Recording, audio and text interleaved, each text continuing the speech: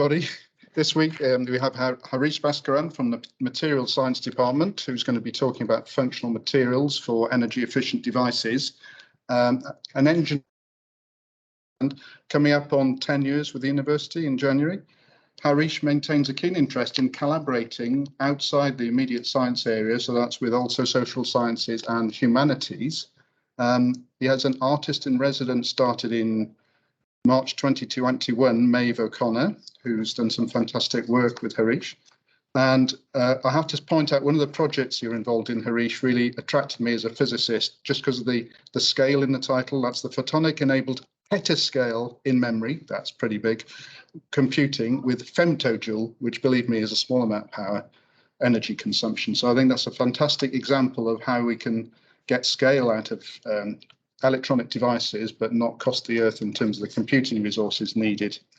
With spin-out Bodal Technologies and Salience Labs, Harish is leading the Advanced Nanoscale Engineering Group, and we'll be talking about functional materials, covering topics from smart windows to, what's it say here, computing devices. Harish, over to you. Well, thanks very much. I really appreciate it. I'm delighted to be here today, and I'm going to go on a whirlwind tour of some of the research in our lab. But the unifying theme of most of the research is going to be around, give me a second there. So, yeah. It's going to be about the use of nanoscale engineering with functional. I'll start my talk by saying that in general, if you look at electronics, you have the ultimate functional material. You have silicon, you extract it out of sand, you can p-dope it, you can n-dope it, you can do a whole bunch of stuff, and you can create functionality. For anything else in the world, you don't have this all-encompassing functional material. You need to figure out new materials in order to create this functionality. And I'm interested in photonics, which is basically taking light and crunching it into nanoscale dimensions.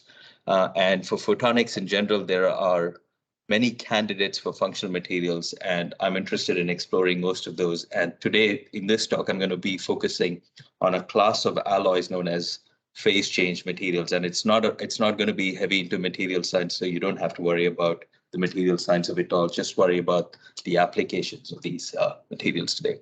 So the outline of my talk is I'm going to start smart windows, how we can create nanoscale structures that create some sort of smart windows. And then I'm going to talk about photonic computing, mostly for artificial intelligence. Thank you. For artificial intelligence and machine learning applications, and how A, you can make them more efficient in general, and B, how you can make them more energy efficient also. And then I'm going to talk about sustainable nanomanufacturing, as well as a brief segue into how we can use sustainable nanomanufacturing, not just to make the manufacturing more sustainable, but also to make the devices more energy efficient. Okay, let's dive straight in. I'll start with smart windows.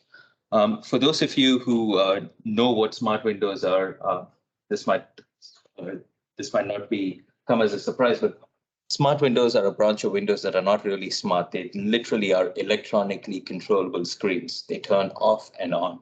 And the reason they're smart is you can actually do that electronically by programming these windows. And what we were interested in is how can we use nanostructured thin films to create windows that only turn off and on certain wavelengths of light, not the whole, not the entire window. So let's start with the motivation for why we need smart windows. If you look at developed countries, 20 to 40% of energy is used to maintain indoor temperature, be it air conditioning or heating. And in winter, 50% of the heat is lost through windows, not through the walls, not through anything else, but literally just through windows. And if you look at existing smart window technologies, you have most technologies basically just completely block out the visible spectrum of light. Some of you may have been into some of these smart meeting rooms where you have a glass wall and it turns white and opaque. When you go through them, you can just make it opaque or transparent. And those use, typically they use either hydrogel or liquid crystal or nanoparticle-based technologies.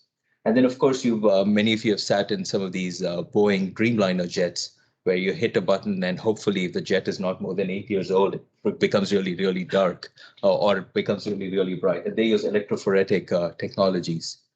What's common between these technologies is that they modulate the visible transmission. What I mean is it modulates the light that you can see, right? And that's how it actually achieves high solar modulation, whether it gets hot or cold inside. And I always found this a little bit weird because the solar spectrum spans technologies way beyond the visible. So I like my windows to be bright. And so the idea really was, could we not modulate the visible spectrum and modulate the rest of the spectrum? Let the window do what it wants to do, but you don't notice it, right? This whole concept started from. So before we dive into everything, and I know I said no material science, so this isn't, it's just a brief overview of what it is. The class of materials known as phase change materials are actually very, very familiar to anyone who's over the age of, I would say 25 now, right? Because anyone who's used a rewritable CD or DVD disc, which for those of you young enough not to know what they were these discs that you actually stored music in. So when I was a kid, those are the best things to have as a Christmas gift, right? And they actually use these phase change materials. And these materials, literally, you can zap them with a laser and they can make them crystalline or amorphous. And the reason that's interesting is these two states of the material have completely different refractive indices, both in the real part, which is the N of the refractive index, as well as the imaginary part, the K of the refractive index. Not familiar with the complex refractive index, think of N. If you take a glass of water and you put a spoon in, the spoon appears bent. That is because of the N, the real part of the refractive index. If you drop some milk into it, it becomes a little bit cloudy. That's the K, right? Very broadly. So that's really what the refractive index is. And you'll see that in these materials, you modulate both the real and the imaginary part of the refractive index. And depending on the wavelength that you're using, modulate it across the whole gamut of the wavelength. It turns out that the same class of materials also undergo a change in the electrical resistance. So if you switch the materials between the amorphous and the crystalline phases, they also undergo a huge change in the resistivity, which is exploited in memory devices. So if any of you ever owned an Intel chip that has a 3D cross-point architecture, they use the same material in their memory devices. And I've worked on both of these separately. And what really hit me was no one had actually worked on both of these technologies simultaneously before. And really, my group was the first to actually start looking at what we call the mixed mode operation, both the electronic and optical modulation of these materials, and see how we can use that to achieve functional photonic devices. So really, for almost everything in this talk I'm going to talk about is the modulation of this material between one state and another state and achieving some sort of physical material property contrast between these two states, right? So for the smart window, what you really want in an ideal situation is in summer, you want your transmission, the light going through the window, to be high, in the visible spectrum, and you want your reflection to be low, right? And that is both in summer and winter. But in the near infrared and the far infrared, you want to be able to modulate it. In summer, you want your transmission to be low because you don't want your home to get really warm. And in winter, you want your transmission to be high, right? And the far IR, you typically just want to reflect it. So this is the design of a perfect window, right? And no such window really exists today. And our idea was you have a smart window that has several layers on it, and you are able to reflect the near IR in the summer months and be able to transmit the near IR light in the winter months, and you're able to modulate when it transmits and when it reflects by applying some sort of electrical signal through this, right? And so to achieve that, we designed a smart window where you had 7 layers comprising of dielectric materials as well as silver. And one layer of these of the 7-layer stack is made up of this alloy called phase change material, right? And this is the functional material. And what's really interesting is this material is pretty much exactly the same that we used in CDs and DVD discs. So it's widely available and it's not unsafe, not hugely unsafe unless you eat it in large quantities. And so, and what is even more surprising is that we are actually using only 50 nanometers of this material. To put that in perspective, your visible light transmission, visible light is roughly between 400 nanometers and 800 nanometers, and your IR light is even longer than that. So effectively, we are using something called the strong interference effect, which is the interference of light way below the wavelength of light in order to modulate any of these devices. And the beauty of using a lot of stacks is the thickness of each of these stacks can be modeled in advance and well known, and you can actually choose exactly the spectrum you wish to modulate well in advance, and then make the device to modulate only that particular spectrum. Look at the refractive indices. You don't want to modulate anything between 400 and 800, but you certainly want to modulate everything beyond that, right? Between on and the off states.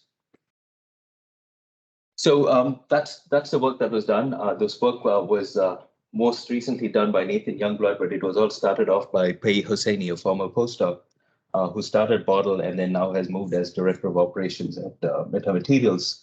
And the idea here is you have this phase change material buried in a stack on the surface of a smart window.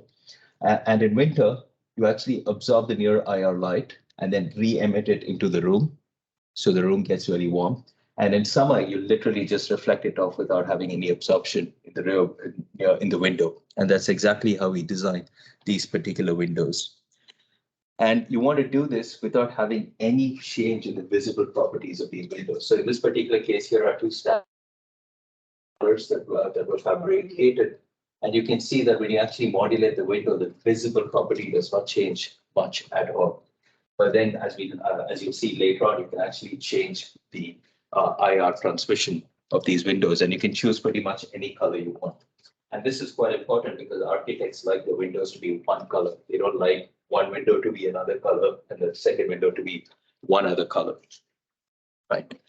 So let's look at the spectral window response of one of these windows. So the red color is the reflection spectrum of one of these windows.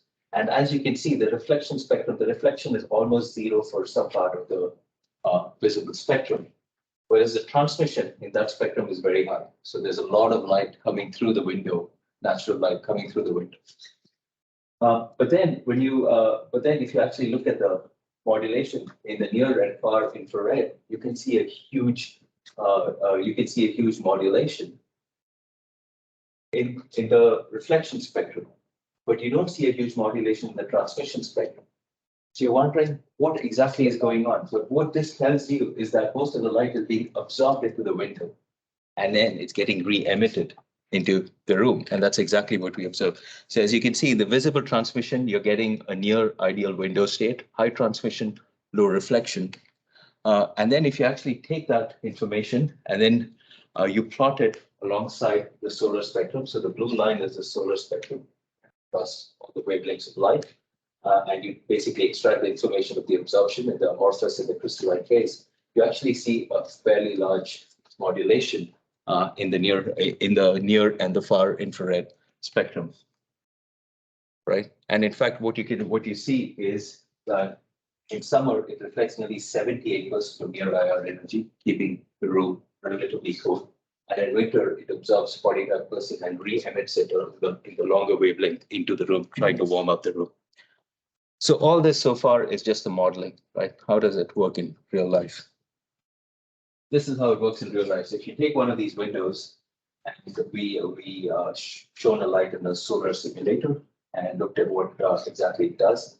Our model is the hashed lines here, and the dots are our experimental results. And you can see that our model is almost perfectly matched by the experiments. So it tells you that we have very, very good command of the underlying physics of what exactly is going on, and use that to design this window really, really well. And this is actually a picture with a thermal camera of a window without any material on it. The material in the crystalline phase and the material in the amorphous phase. And let me show you a video of what exactly happens when you actually shine on it. Right, so this is one sun in a solar simulator going on it. And as you can see, the crystalline phase heats up dramatically because it absorbs the light and re-emits it. Whereas the amorphous phase doesn't do that as well, doesn't absorb light very, very quickly. And as expected, the quartz actually lets everything right through, right? So it does work, and this is obviously 2 minutes. I've speeded at 12x the speed, otherwise we'll be sitting here forever. Great. So with that on smart windows, I think we've demonstrated a solid state smart window because these materials are entirely solid state. There's no liquid at all in them, using only 15 nanometers of the phase change material. So the energy required to actually switch these materials is very, very low. And you can, as I said, 78% of the near IR energy is reflected in one state, and 45% is absorbed in the other state material. And the beauty about this system is the absorbed energy is converted to far infrared radiation, and then it's preferentially radiated into the room. So the room actually gets warm because of this absorption and re-emission into the room. There's no real transmission. And obviously, the glazing can also be designed as a low emissivity coating, which it was done. So you don't, even if you're replacing the low emissivity coating, this coating would do the job of being an existing low emissivity coating. And I have to say that this work was done in collaboration with Leo Callahan, who actually, they are architectural engineers who designed a lot of buildings, including the Beecroft building here. Plasma App, who's now actually being bought by Meta Materials, both based in Harvard, and was funded by a large EPSRC grant called the WAF collaboration, which is a wearable and flexible technologies collaboration. So with that, I'm going to move on to the next topic of my talk right now, which is a different topic and a topic that my group does a lot of, which is photonic computing for machine learning and artificial intelligence hardware. And I have to say that again, that when everyone who works on machine learning and artificial intelligence is automatically assumed to be working on software-based systems, we are trying to develop the basic hardware that does these computations more efficiently. That's what we are trying to do. And why do you want to do that? Well, you want to do that because we hate to delete anything. The total amount of data that we have has shot up quite dramatically. We expect by 2025 to store such a large amount of data that we really can't wrap our heads around what it really means, exabytes or whatever it is, right? And the problem really is we need intelligence. And intelligence is basically, if you take a government document and you get 900 pages of nonsense in it, that is data. Extracting the most important piece of information out of it, that's information, and that's what you need intelligence for. How do you take data and extract information out of it, right? And that's the whole point of artificial intelligence, which is how do you extract some useful information out of just a whole bunch of junk, right? And this is done mostly using some filtering algorithms or filtering applications, but it's no secret that the computing efficiency of artificial intelligence sucks, for lack of a better word. Right. Now, when I started working on so-called AI or machine learning, I was very confused. I really did not quite understand what all the various jargon means. And eventually, one of my former colleagues, Abu Sebastian at IBM, wrote a really nice paper that sort of de-jargonizes what it really means. And I find this really helpful, so I'll just present this here. When people talk about artificial intelligence, they're saying something that resembles the mammalian brain. We sort of learn by just being in an environment and learning through that, right? Machine learning is a subset of it, which is we learn without explicitly programming. I don't tell you what to do. I don't say if blah, blah, then go and do this, right? And then deep learning is a further subset within machine learning. And this is just several layers of filtering. For example, your first layer says, does it have a tail? Yes, no. The second layer says, does it have two pointy ears? Yes, no. And then the third layer says, does it have two eyes? And then your fourth layer says, maybe it's a cat, right? And so that's basically deep learning. So it's a subset within machine learning. What you'll notice is we know the sorts of hardware that sort of do deep learning right now. We know the sorts of hardware that sort of does machine learning right now. We really don't know what is going to do artificial intelligence. That's really do hardware research into this field. And it's pretty big. I mean, a few years ago, I'm sure you've seen the press releases that apparently there's this game called Go, which is very difficult for human beings, so which is why I never even bothered learning it. But Lee Sedol, who was a world champion then, was beaten by DeepMind's AlphaGo. And it was big news. It said that this is the end of human supremacy. I say the end of human supremacy is what's going on in the last 2 months here.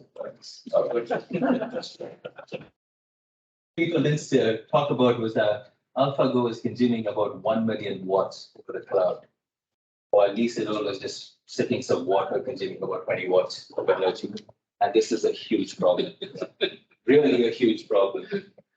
And the reason for that is we use something called the von Neumann architecture for computing, which is beautiful for doing precise calculations. Computers really excel in doing precise calculations, right? But it's not great for doing calculations such as this. And that's because you have data that's going through something called the central processing unit and spitting out something. But in order for this data to be processed, the central processing unit has to compare values of memory. So this data is going in, getting shuttled between the memory and the CPU, and there's a bottleneck here in the shuttling of the information between the CPU and the memory, called the von Neumann bottleneck. And this bottleneck basically stops you from doing AI-like computing really efficiently, because you've got to compare a lot of values in memory in order to do artificial intelligence-like calculations, right? And in fact, people recognize this problem. I mean, this is a graph that was put together by SRC, which is a semiconductor research corporation, which is essentially all the semiconductor companies coming together. And this is a bit alarmist, of course, but it sort of illustrates the problem, which is this is the world's energy production. And if you did absolutely nothing and let the current trend continue, you'd be at a reasonable percentage of the total energy consumption, energy production of the world in order to do your artificial intelligence calculations. So frankly, doing nothing is not an option, right? I mean, I know that a lot of people would rather live without light or heat and sit on their phones all day long, but really for most of us, that's not an option, right? And everyone's heard of Moore's Law, and Moore's Law tells you that a processor performance went up dramatically over the years, right? It improved dramatically and dramatically and dramatically.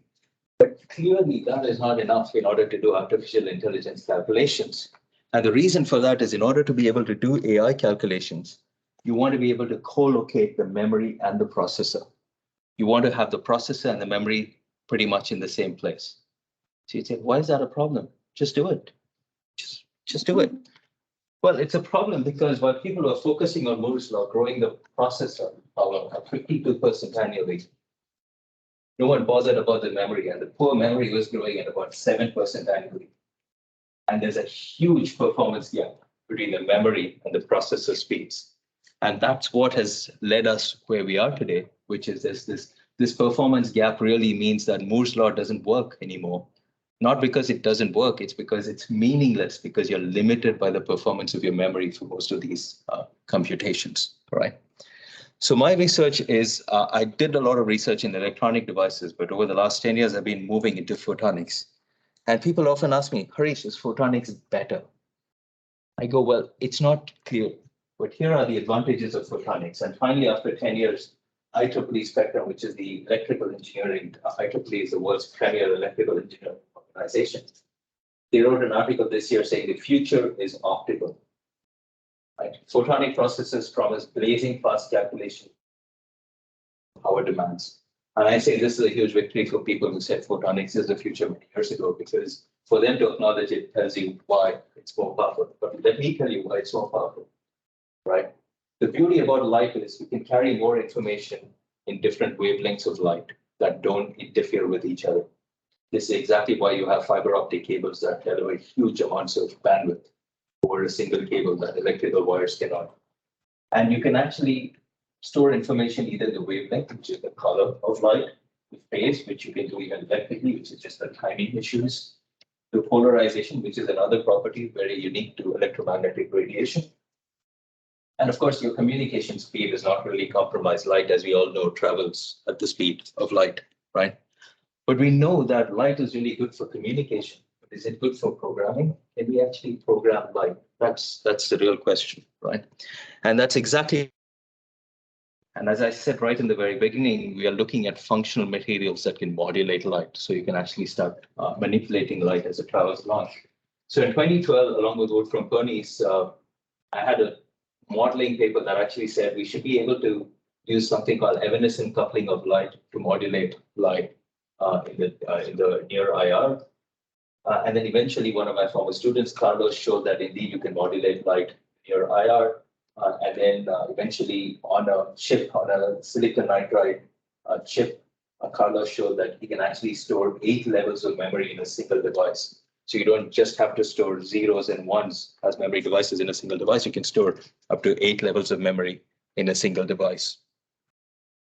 Now that gives you something pretty interesting to do. If you just have 2 memories, zeros and ones, you need a lot of devices in order to store information. But if you have 8 levels of memory, you can do something interesting. You can start accumulating data. And one of the things that you can do is you can do computation, simple computations such as multiplications with this. So let me show you how multiplications work. And this is, of course, a work again done by Carlos, a former student who's now assistant professor at the University of Maryland, and Nathan Youngblood, a former postdoc, who's now again an assistant professor at the University of Pittsburgh. The way this would really work is, let's say you have 2 devices. So in this particular case, these are 2 photonic waveguides. It's carrying light, right? And forget all the annotations here, right? Very simply think about this as a really thin piece of material here. This is your phase change material, right? And you can store data in this phase change material. And then you can send light through this, and this light gets attenuated by the state of this material. Either it's more absorbed, either it's absorbed a lot. So then you can decide what to go through this, and that gets modulated by this particular system and gets spat out. And when it gets spat out, that is literally proportional to the multiplication carried out between the power that's going in, which is P, times the modulation that is stored in this particular device, that's G. Right? Now you can do that in the other way, independently. And then these two get added up. And effectively what you have is a vector matrix multiplication, all in a single shot. Right? You can literally get a vector matrix multiplication in one single go, in one time step. And this is just a try problem, but it works amazingly well. And you'd say, but Harish, you have to program this every time you want to do a vector matrix multiplication. That seems a bit odd, right? Well, it turns out that for most machine learning algorithms, this is programmed once every 1,000 to 10,000 cycles. Program it. You can run a whole bunch of vectors through the system and then reprogram it and then run a whole bunch of vectors through the system. So really, it works really, really well because that's what most of these algorithms need to do. And so we demonstrated this in 2017, 2018. And we showed this with just this toy device, which is just a simple vector matrix multiplication, right? And more recently, we've scaled this up quite dramatically on a silicon nitride chip. This is work again done by Johannes Feldman, a former postdoc who started Salience Labs. And here we had a large kernel matrix with an input. And not only did we actually have one input going into these systems, we actually used what light is good at, which is wavelength multiplexing. So we could do multiple vectors going in a single shot through the same system and doing multiple calculations in parallel, carrying out real-time vector. And using this, we could do some simple edge detection of numbers, for example, being able to recognize numbers all in hardware, right? And as it turns out, and as expected, we get the highest computational density for inference. For most people, this would be a surprise because photonics in general, each of these devices is about 1.5 to 3 microns. And you've all heard of 10 nanometer chips. So how is it that we're getting this huge computational densities with these devices? It's because we are literally carrying out a lot more computations per device than you can ever do in electronics, right? And that's what really matters, right? How many computations you're doing per millimeter of the device, per millimeter square of the device, per area of the device. And what we showed in the lab was about 1.2 tera operations per second per millimeter square. which compares to about 0.28 TOPS per millimeter square to the Google TPU, which is the highest out there. But we know this is in the lab done by, whatever we have there. But we know that when we move to silicon on insulator, we can get to about 162 TOPS per millimeter square. So this is ridiculously high throughput and computational density in many of these devices. But again, so far, I haven't spoken about the energy consumption. What am I doing about the energy consumption? That's what we are working on right now. But again, photonics has the potential for better, superior energy consumption. And the reason for that, again, is this. So a MAC is a multiply and accumulate operation. And that's what we did, multiply and addition. Right? That's what we did earlier. So if you look at the total amount of energy required for electronics, you actually have to charge the entire circuit to maintain it at a certain voltage. You don't have to do that with photonics. So that's gone straight away, right? And then you have to modulate, to change the amplitudes of all the signals going in. Then you have an energy associated with receiving it, which is you have to read out what it is eventually. And then, of course, you have this noise, which means you've got to increase all your signals above your noise. So there's some energy consumption associated with it. If you look at photonics, right, you have pretty much all of those issues. You have the E modulation and E receiving, right? So the big advantage of photonics is the modulation frequency, which is how quickly you can change the signal, is ridiculously high. You can go to 10 gigahertz, no problem. You can't do that here because you're going to be charging the circuit time and again. So that gives you a huge advantage, right? The second issue is if you actually look into this equation, one of the things you can see is in an ideal world, every single photon that you're carrying will carry one piece of information. That's the ideal world. Of course, we don't live in the ideal world. And the reason we don't live in the ideal world is you have absorption and losses in all your materials. So we are working on low loss materials right now. And we are trying to see how we can minimize these losses. We are also looking at the losses in the lasers, the waveguides, in memory, and the detector. And all of this is a pretty large effort because we're talking about really large systems. And so we work in collaboration with partners such as IMEC and the Fraunhofer's and IBM in order to make sure that we solve the system level energy problem. There's no point in solving a device level energy problem if it creates a system level problem that otherwise should be better.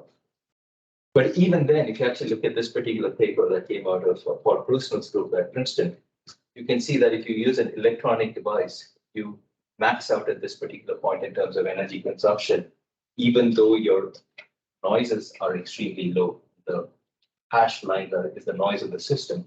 But for photonics, as the size of your computation increases, it actually becomes better at energy consumption. So as your size increases, you become better at photonics. And that's one of the reasons we're actually working on photonics-based computations as the size of a computational problem grows. The other big issue is obviously working with optics is still bulky, right? There's a reason that even today, when you have a BBC reporter coming to report something in high definition, they carry around all of this. They don't just walk around with their iPhones. And even though we claim in our lab we're working on integrated photonics, this is our little chip. You can't see this little chip. It's somewhere buried deep inside. It's a really small little thing, right? And so we really need to work on ways in which we can shrink our photonics down, because the more volume you have, the more energy, because you really can't get around it. The more the volume, the more you need to switch, the more energy you need. So we are working on ways through nanoscale engineering to reduce this. And one of them is basically using the emerging field of plasmonics, effectively using metals in the path of light in order to be able to lens our light into sub-wavelength regions. So in this particular case, we have a 30 nanometer region. These are our two optical waveguides coming in. And because we use these electrodes, gold electrodes also as plasmonic lenses, we are able to actually shrink the size of these phase change modulators into 30 nanometers, much, much smaller than the wavelength of light, and still be able to modulate this particular light. And the beauty of doing this is one of the biggest problems with photonics is the size scales between photonics and electronics are vastly different. So if you want to be able to use in conjunction with photonics, you can't do it because electronics works best when something is below 100 nanometers. Whereas photonics, you've got to be on the order of the wavelength of light you're using, right? So there was this size scale mismatch that somehow had to be resolved. And the use of plasmonics to do that seems to be one of the most efficient ways of doing it. And we are working on making this even more efficient in recent work. The other thing, of course, is materials. And we, in our group, we do a lot of research on playing around with the active materials, as you would expect in a material science research group in many ways. So in this particular case, we're just using a thin film metal, and we are showing that this metal actually undergoes a phase transition between the amorphous and the crystalline phases when it's in thin film. And we can use that to store data pretty much exactly the same way. And we are working on other sorts of low loss materials in order to make the computation itself more efficient. So if you go back to that equation, you can change the materials, you can work with better lasers, you can work with better architectures, and we are trying to do all of that in order to improve the energy efficiency of our computations.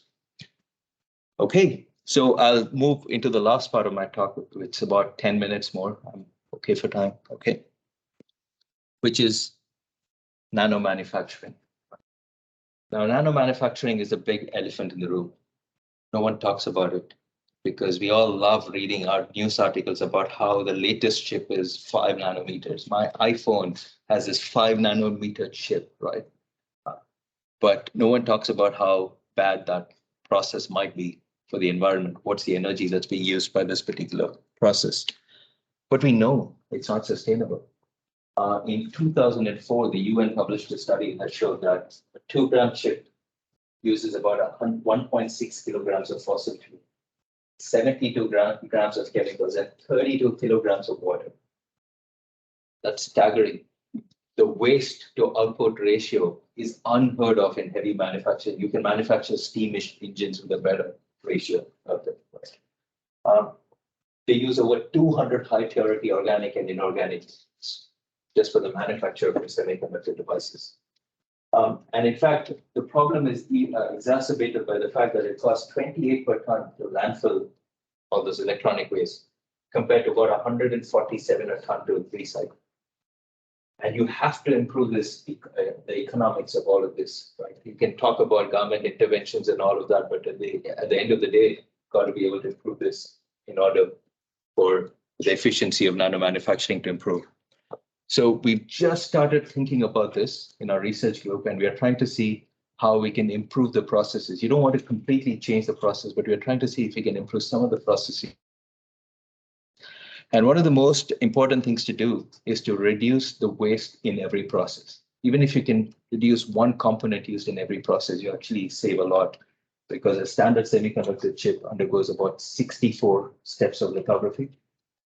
So even if you can save one bit of chemical in every step of lithography, overall you accumulate quite a bit, right? So this work was done by Yu Shu, the current PhD student, defending in about a couple of months. And what if we get rid of solvents in the development process of a photoresist manufacturing, right? And so if you use the 2-layer resist, where one of the layers is actually water soluble, so you can just use water to do the development of this particular process. And with this, she achieved about, the best resolution she achieved was about 310 nanometers, which is actually pretty good. A lot of devices that we actually use, such as MEMS, microphones, and everything in your phones, this is pretty darn good in order to be able to manufacture any of these devices. So this is just using water. Now, of course, I'm an engineer, as was mentioned, which is, I know that morality alone doesn't cause a behavioral change. There has to be functionality. You can't just say, this is moral doing. You've got to say, there has to be functional too. What is the functionality you gain out of it? It turns out that we need better photodetectors, as we all know from the previous section, in terms of doing more efficient photonic computing. But what if not using solvents improves your photodetector? And it turns out that for most 2D materials, that's indeed true. So for example, MOS2 is more photodetectors have been widely reported, but most of them uses solvents in order to make these photodetectors. And we showed that by eliminating the solvent during one of the processes, we can actually improve the response times of these materials quite dramatically. And more importantly, we can put it on flexible substrates that don't like solvents. For example, in this particular case on PET, because we're using water in order to do the lithography. And with this, we get a device that actually works better than existing devices out there. So I think that's really important. I mean, that's something that I tell a lot of students who do work. It's not enough just to have, say, this is morally correct. I mean, that's a good starting point for your personal motivation. You also have to improve the functionality of the device. Costs, preferably you've got to do both, right? Okay, so as I said, we are interested in the nano manufacturing of these devices, but at the end of the day, we've got to create something functional, right? So the last part of my talk is about functionality, which is the thing that we use the most, which are our communication receivers. So all of you have mobile phones, maybe just one in your pocket. If you're lucky, maybe you have four, depends on who you are, right? And all of these mobile phones have communication receivers. They have receivers. They have to receive the signal, to send the signal. And all of us have been here where our battery has run out exactly when we need it, because when we don't need it, we take Tetris on the phone. And the problem really is during a phone call, your receiver, your GSM receiver, uses most of the power. Even in suspended mode, the receiver actually uses most of the power of your phone. So if you can make your mobile receiver slightly more energy efficient, you win a lot, right? So let's look at our mobile receivers, right? What is our mobile receivers? Our mobile receivers do something called frequency synthesis. And if you look at the frequency synthesizer, it's just the oscillator of the typical receiver that consumes about 70 to 80% of the total power of this receiver. So obviously, as an engineer, you've got to say, well, this is what I need to fix, right? This is what I need to do something about. And most receivers are based on something called phase lock synthesizers, PLL synthesizers. And they consume about 100 milliamps of power at 0.5, and roughly about 0.5 watts of power if you actually do the calculations. You can, of course, go to mechanical receivers, or MEMS-based receivers, which are tuned capacitively, and they consume about 10 milliwatts of power, right? And you got to tune them, and every time you tune them, they consume more energy. So overall, the energy consumption is pretty high. What we thought of was the same sort of alloys, not the exact same alloy, slightly different alloy, where you tune the phase of the material, and that changes its mechanical property. But then once you change its mechanical property, it stays in that property, in that state until you go and change it again. That would be great, because then you don't need any power to maintain that state of oscillation. And with that, we estimated that we could get about 6 microwatts of power. Right? That's a pretty large. So we knew in advance that something like this would be at least 100 times more efficient than traditional MEMS, and about 20,000 times more efficient than commercial PLL-based synthesizers. So the potential gains were huge in terms of being able to do this, but there was a problem. The problem really was the only materials that would work were these nanomaterials that were grown in forests as nanowires. And if you are anything like me, you've been looking at these papers and talks for 30 odd years, and you've basically given up on this. They're never going to make it, right? But they're not going to do anything with it, right? But we decided to fix the problem using nano manufacturing. And so Utku, one of my students, PhD students, we figured out a process to be able to pick a single nanowire from grown forests, transfer it onto a stamp, align it onto real devices, and create a final device using this on a repeatable. And using this, he created a little mechanical resonator. So this is a little phase change nanowire sitting between two gold electrodes, and this is another gold electrode. And you can see the size scale.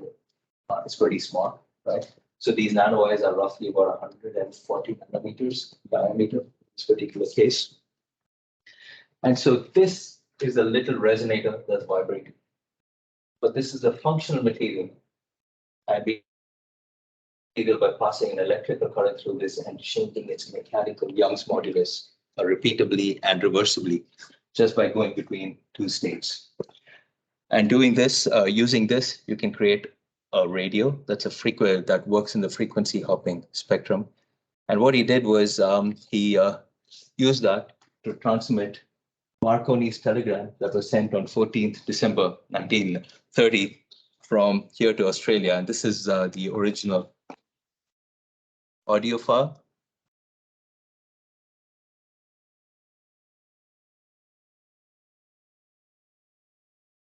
Right, so that was the original thing. And now I'm going to play this audio again. And what I want you to do is I want you to see if you can pick out any change in the audio quality, because what we're going to do is send exactly the same audio signal. But as we are sending it, we're going to modulate the signal between 4 frequencies back and forth. So we can do frequency hopping radio communications, but we are modulating this in real time, right, as we're doing it. So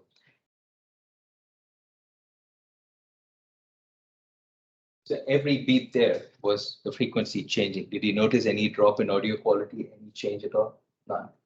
So in reality, if you have better processes, you can create new functional devices using all these functional materials that people are growing.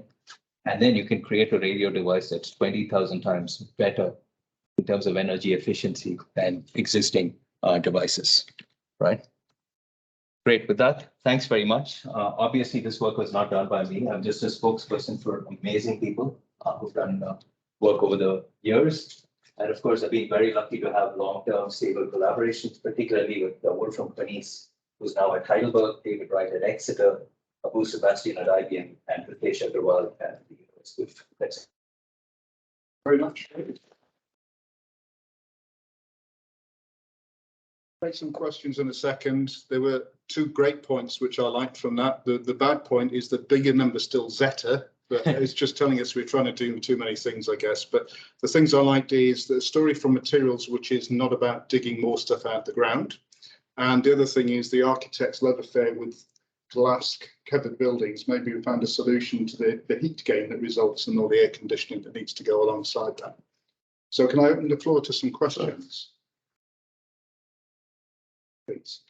Yeah, very nice talk, and I'm surprised that it's already finished. Time went so fast. That's a good sign. Yeah, thank you. So your window material from the first chapter contains tellurium, and you don't have enough tellurium to cover enough windows to make a big difference in energy consumption.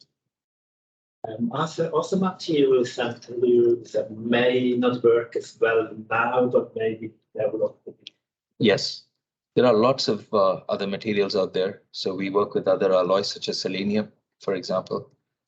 The real issue is the amount of tellurium you're using in these materials is so small because you're literally using 5-6 nanometers of it, right?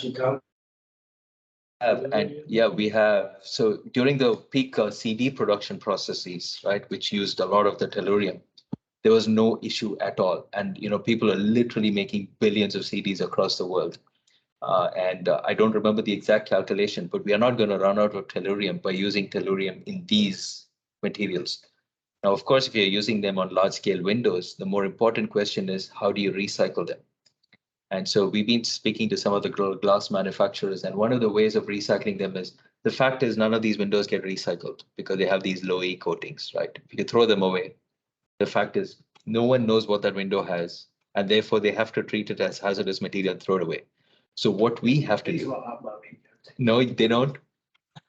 Not the outside. Not the outside ones, yeah.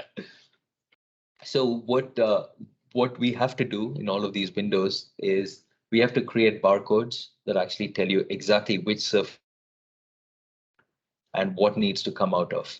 And most glass manufacturers are already implementing that because they know that when they're installing something today, it may need to come off 30 years down the line.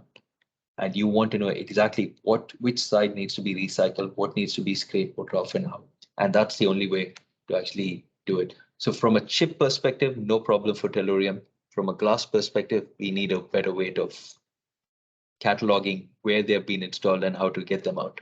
Yeah, but not only cataloging, and from photovoltaics, there are actually cadmium tellurides.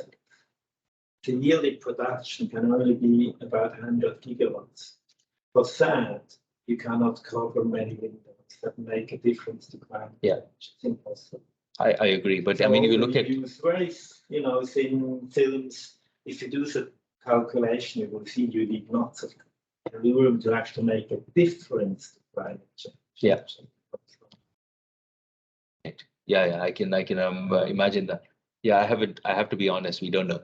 Right, we have to do the calculation. I think from a chip perspective, we do know. Yeah, well, chips are small, but Yeah.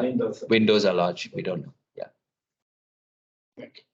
Yeah, can I just continue on the window front? I mean, some very impressive results you showed there. Yeah, like the difference between the visible spectrum and the analog.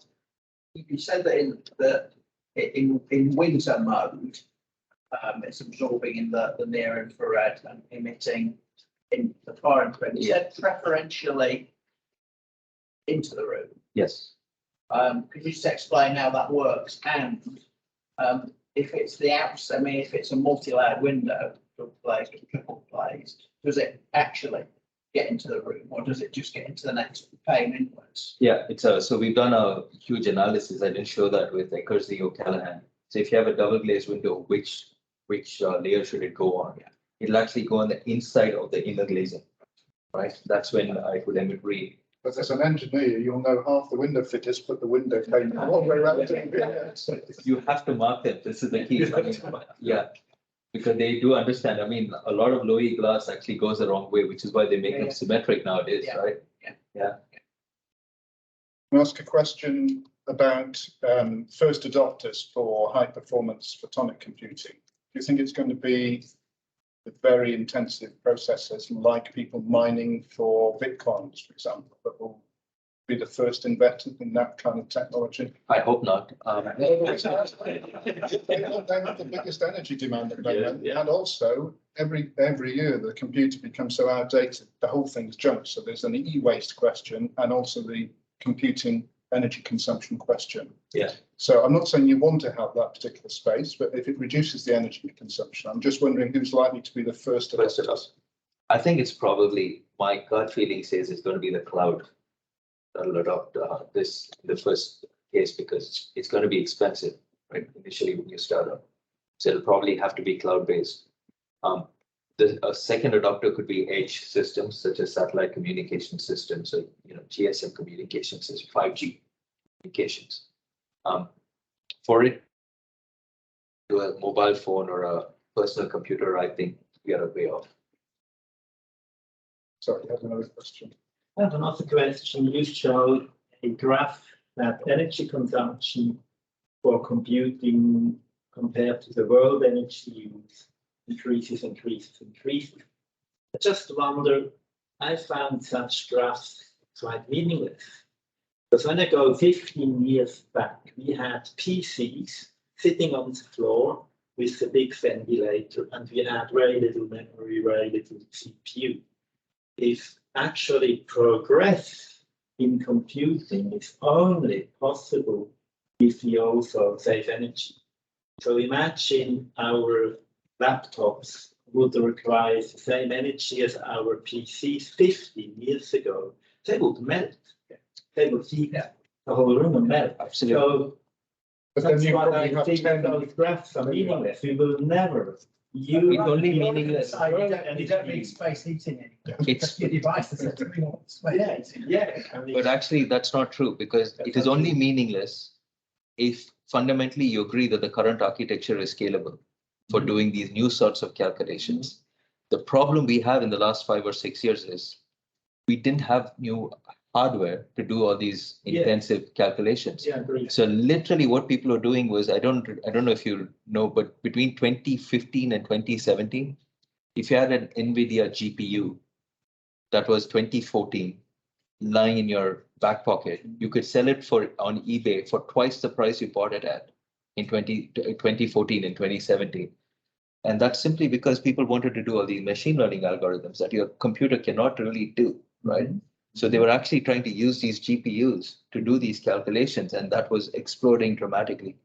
So I would agree with you if you were doing precise calculations, but in terms of all these new learning algorithms in machine learning and deep, whatever you want to call it, right? They require a fundamentally different hardware architecture. And so you have to rethink what that really means. And the fact of the matter is your GPUs still get very, very hot, and they do shut your computers down. If you have one of those gaming consoles, they have these monster fans cooling it down. It's because they do get hot. Yes, that's what I wanted to say. That's progress is only possible if you do things like you do. And it gives you a strong reason to do that. Because it's impossible to follow those paths. This diagram shows. Exactly. You need a completely new thinking in terms of, and the second thing is if you really look at Moore's law, right? Moore's law died in 2009. The way we actually kept it up is by going through multi-core processing. Yeah, sure. Yeah. So. I don't think you mentioned, I don't think you mentioned quantum computing, but this looks as though it's going down similar tracks to that in terms of speed and complexity of calculations. And whoever makes the first leap into quantum computing, and they may have done it already, but we know, I was actually going to have a major competitive advantage over everyone else. So if some megalomaniac gain sort of first, but then they'll have to have a disadvantageous effect to society. Also, is anything in your understanding or comprehension of the commercialization of these activities likely to protect us from such?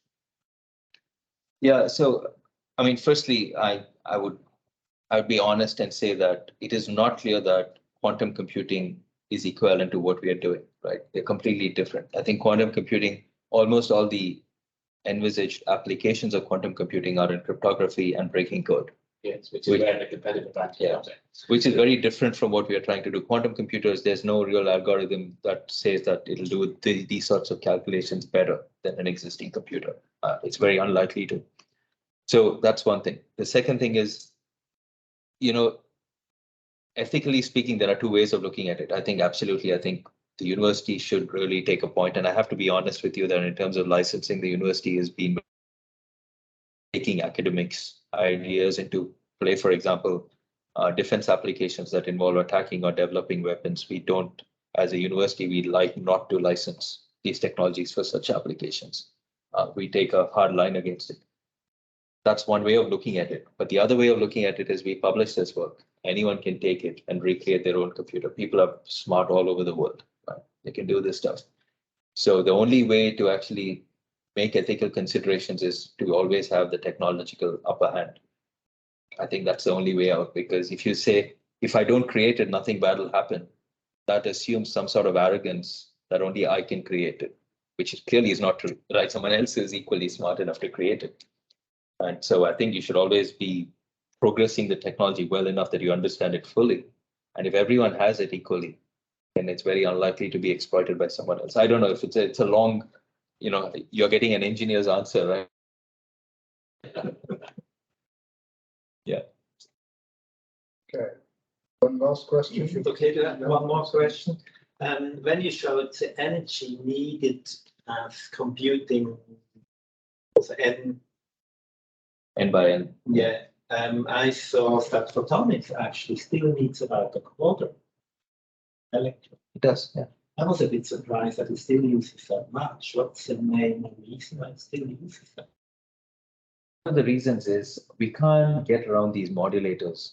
You have something called ADCs and DACs for most of these calculations, and actually they consume all the power, and you really can't get around them, right? I mean, most of those calculations assume they're not going to get far better than where we are today. But there's so much push into this technology. I was just at a conference 3 weeks ago, and people are already showing new ADCs and DACs that are lower power. So I suspect they will improve over time. But the fact of the matter is, there are some physical constraints you can't get around. One of them is the short noise. You really can't get around it. It's basic, right? It's fundamental. So yeah, I think there are some considerations we don't know yet. In an ideal case scenario, you'll have one photon doing one computation. Then your power will be really low, but we don't assume that. Yeah. It's here, okay. Exactly. Okay, well, with that, I think we'll say once again, thank you very much indeed, Harish. A couple of words, if that's okay. So for those of you in the room who can make it around the corner and have booked tickets, Tina Fawcett joins a discussion on how innovations in building materials, transport and domestic energy use might help us to mitigate the harmful effects of industrial waste. And it's part of the Wasteland exhibition at the Natural History Museum just around the corner.